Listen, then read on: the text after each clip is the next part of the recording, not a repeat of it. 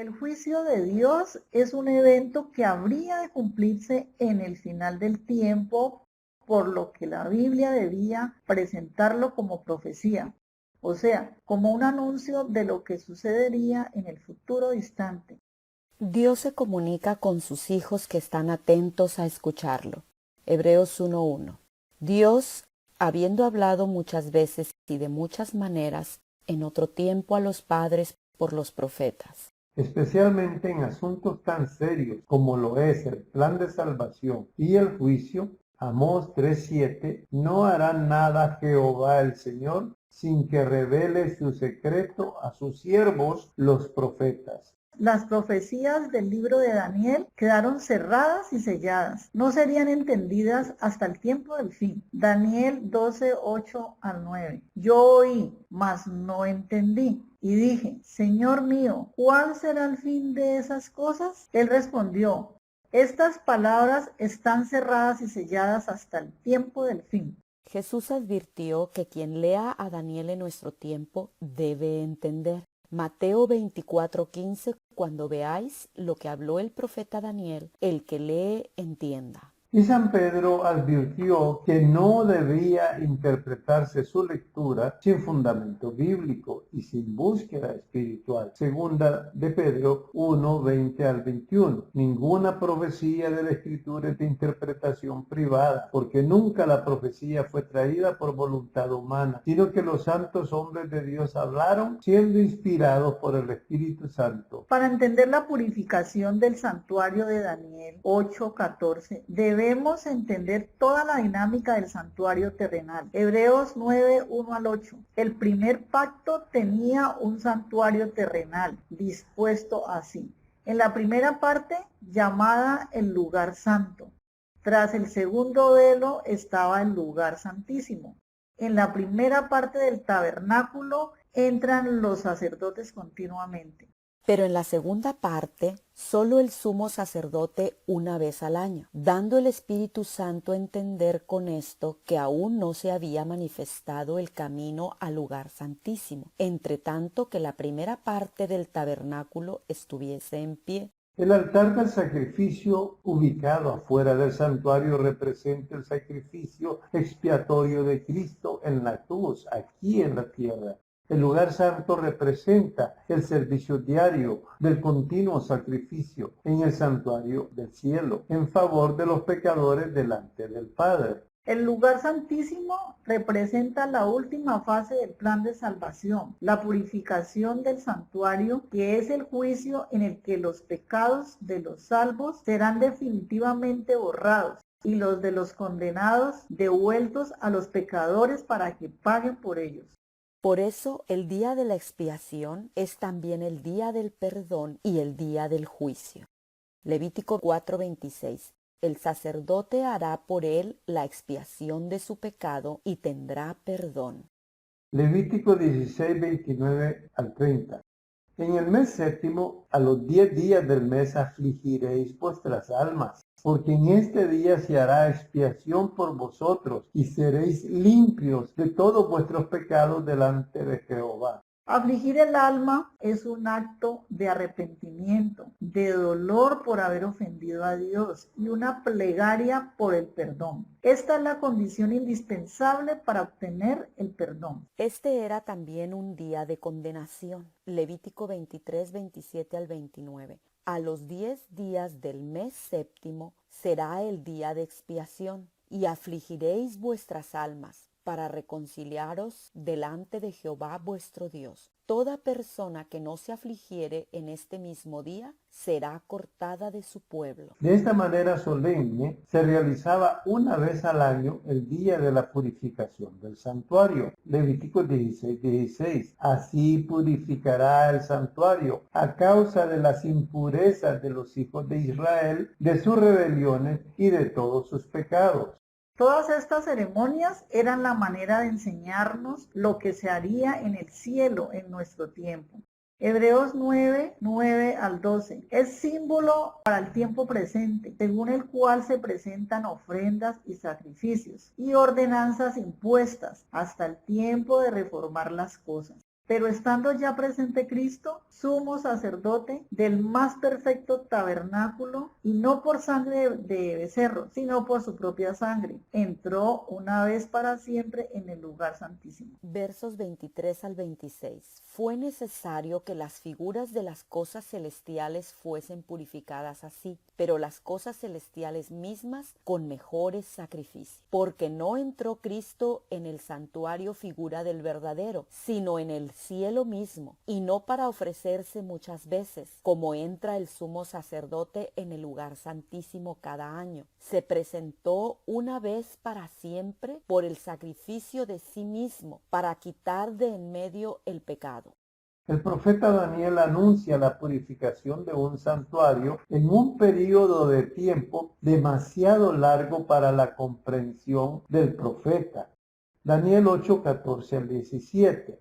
Hasta 2300 tardes y mañanas, luego el santuario será purificado. La visión es para el tiempo del fin.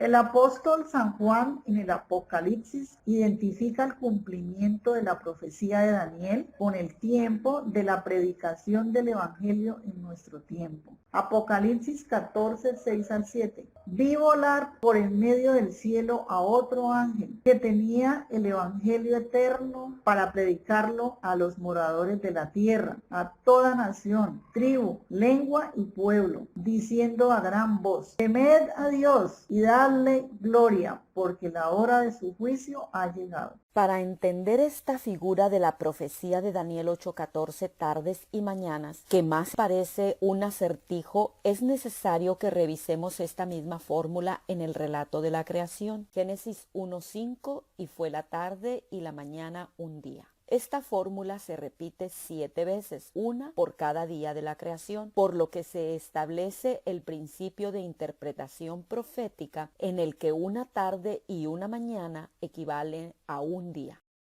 Otro principio de interpretación profética que nos ayuda a la comprensión completa de Daniel 8:14 lo vemos en los siguientes textos. Números 14:34. Conforme al número de los 40 días en que reconocisteis la tierra, llevaréis vuestras iniquidades 40 años, un año por cada día. Ezequiel 4, 5 y 6. Yo te he dado los años de su maldad por el número de los días, 390 días. Así llevarás tú la maldad de la casa de Israel. Cumplidos estos, llevarás la maldad de la casa de Judá 40 días. Días por años te lo he dado. En profecías de tiempo, un día equivale a un año. El juicio comenzaría en 2300 años. ¿Cómo saber cuándo se cumple? 2300 años era demasiado para el profeta Daniel. Él estaba cautivo en Babilonia y pensaba en el santuario destruido en su amada Jerusalén. Daniel 8, 26 al 27. Guarda la visión de las tardes y mañanas, porque es para muchos días. Y yo, Daniel, quedé quebrantado y estuve enfermo algunos días. Estaba espantado a causa de la visión y no la entendía. Esta cifra no coincidía con la profecía de Jeremías, que decía que Jerusalén estaría destruida por 70 años. Daniel 9, 2 y 3. Yo, Daniel, miré atentamente en los libros el número de los años de que habló Jehová al profeta Jeremías, que habían de cumplirse las desolaciones de Jerusalén en 70 años. Y volví mi rostro a Dios, buscándole en oración y ruego. El santuario de Daniel 8:14, que había de ser purificado, no era el santuario terrenal, sino el celestial. Pero esto estaba fuera del alcance de la visión humana de Daniel, por lo que Dios le da a Daniel algo para tranquilizarlo. Daniel 10:14. He venido para hacerte saber lo que ha de venir a tu pueblo en los postreros días, porque la visión es para esos días. Daniel 12:14. Tú, Daniel, cierra las palabras y sella el libro hasta el tiempo del fin. En esas condiciones, Dios le da consuelo a Daniel y luz a nosotros. Con la profecía de las 70 semanas le indica qué pasará con su pueblo y su santuario, y al mismo tiempo nos da el punto de partida para contar los 2300 años que nos llevarán a la fecha de inicio del juicio. Daniel 9, 21 al 27. El varón Gabriel habló conmigo, diciendo, entiende pues la orden y entiende la visión. 70 semanas están determinadas sobre tu pueblo y sobre tu santa ciudad, para poner fin al pecado y expiar la iniquidad y ungir al santo de los santos. Sabe pues y entiende que desde la salida de la orden para restaurar y edificar a Jerusalén hasta el Mesías príncipe habrá 7 semanas y 62 semanas, y después de las 62 semanas se quitará la vida al Mesías, mas no por sí, y por otra semana, a la mitad de la semana, hará cesar el sacrificio y la ofrenda.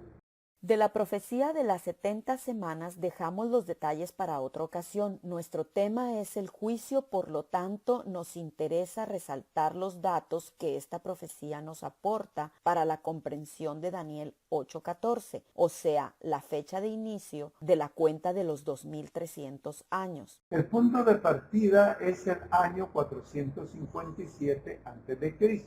Hay que restar, pues, esos años de los 2300 años. Eso nos conduce al año 1843 después de Cristo. Pero hay que tener en cuenta que entre el año primero antes de Cristo y el año primero después de Cristo hay un año que no aparece en la operación aritmética, por lo que hay que agregar un año a los 1843, llegando así a 1844. El día de expiación se celebraba el día 10 del mes séptimo del calendario hebreo, que tiene equivalencia variable cada año en el calendario común. Esta fecha, en 1844, caía el 22 de octubre. El juicio comenzó el 22 de octubre de 1844. La experiencia de comprender la visión de Daniel 8:14 fue un acontecimiento tan puntual que el Apocalipsis lo describe como sucediendo en un mismo día. Apocalipsis 10, 1 y 2. Vi descender del cielo a otro ángel, tenía en su mano un librito abierto. La voz que oí del cielo habló y dijo, ve y toma el librito que está abierto en la mano del ángel. El libro de Daniel, que había quedado cerrado, ahora se presenta abierto y con la orden de comerlo, que significa comprenderlo. Hacerlo sería una experiencia agradable y feliz al principio, pero luego se volvería una experiencia amarga, un chasco. Versos 8 al 10. Y él me dijo, toma y cómelo, y te amargará el vientre, pero en tu boca será dulce como la miel. Entonces tomé el librito de la mano del ángel y lo comí, y era dulce en mi boca como la miel, pero cuando lo hube comido, amargó mi vientre. En 1844 todavía no sabían nada del santuario en el cielo, y en la tierra ya no había santuario. Creyeron pues que la purificación se trataba del regreso de Jesús. ¿Se imaginan tener el conocimiento certero de la fecha del regreso de Jesús? ¡Qué felicidad! Este conocimiento, con unos pocos años de anticipación, les dio oportunidad de experimentar un reavivamiento espiritual universal. No se trataba de un movimiento denominacional, se vivió en todas las congregaciones en distintos lugares del mundo. Experimentaron una genuina conversión. Por todos lados había reconciliaciones y una auténtica purificación personal. Todos predicaban con tanta pasión el regreso de Jesús que se los llamaba adventistas. Llegó el 22 de octubre de 1844. Todos subieron a los tejados de sus casas, a las colinas, a sitios despejados, y puesta la mirada en el cielo del oriente, esperaron todo el día y parte de la noche la llegada de su amado Salvador. Pero Jesús no vino. Experimentaron una profunda confusión, un gran chasco. Los que no habían creído se burlaban de ellos, pero los más serios se preguntaban en qué se habían equivocado. Volvieron a estudiar las profecías hasta que comprendieron que se trataba del juicio. Entonces vino la orden divina, Apocalipsis 10:11, y él me dijo, es necesario que profetices otra vez sobre muchos pueblos, naciones, lenguas y reyes. La experiencia agridulce de comprender la profecía de Daniel 8:14 había ligado para el resto de la historia la predicación de la llegada del juicio con el regreso de Jesús. Y eso es lo que debían predicar otra vez. Apocalipsis 14, 6 y 7. Vi volar por en medio del cielo a otro ángel que tenía el evangelio eterno para predicarlo a los moradores de la tierra, a toda nación, tribu, lengua y pueblo, diciendo a gran voz, temed a Dios y dadle gloria, porque la hora de su juicio ha llegado. Para el regreso de Jesús, ya el juicio estará completamente realizado. Apocalipsis 22:12, he aquí yo vengo pronto y mi galardón conmigo para recompensar a cada uno según sea su obra. La hora del juicio ha llegado. Jesús pronto volverá. Prepárate para ir con Él.